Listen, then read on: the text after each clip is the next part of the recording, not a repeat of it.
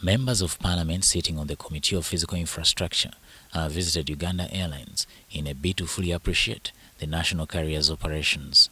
The latest visit comes after MPs and the airline officials failed to advance the airline's request of a new spare engine for the CRJ-900 fleet. The airline had indicated that the spare engine was a requirement if they are to stagger the maintenance of the engines installed on the CRJ-900 fleet, which entered operations in 2019. According to Uganda Airlines, without staggering, all the 8 engines shall fall due for scheduled engine shop maintenance at the same time. We only have 4 CRJ with a very tight schedule.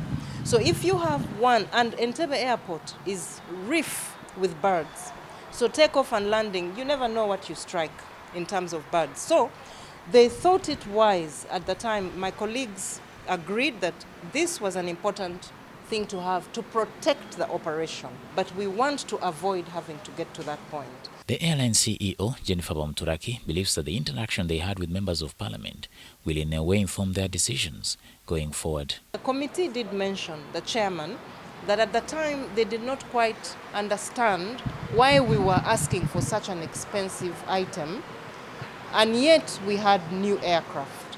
So the walkthrough today helped them understand what that is, because they actually did find one aircraft on ground. Although it was not an engine, this one now has to do with oxygen masks.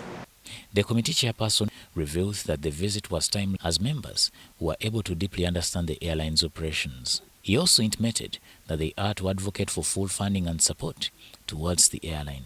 They've demonstrated to us that indeed they have got good strategic partnerships with other countries and other airlines. So we really have hope that this airline is going to develop and be supported, since the number of passengers traveling or using the airlines has increased. Earlier, the members of Parliament also toured the airline's new handling equipment stationed at the airport.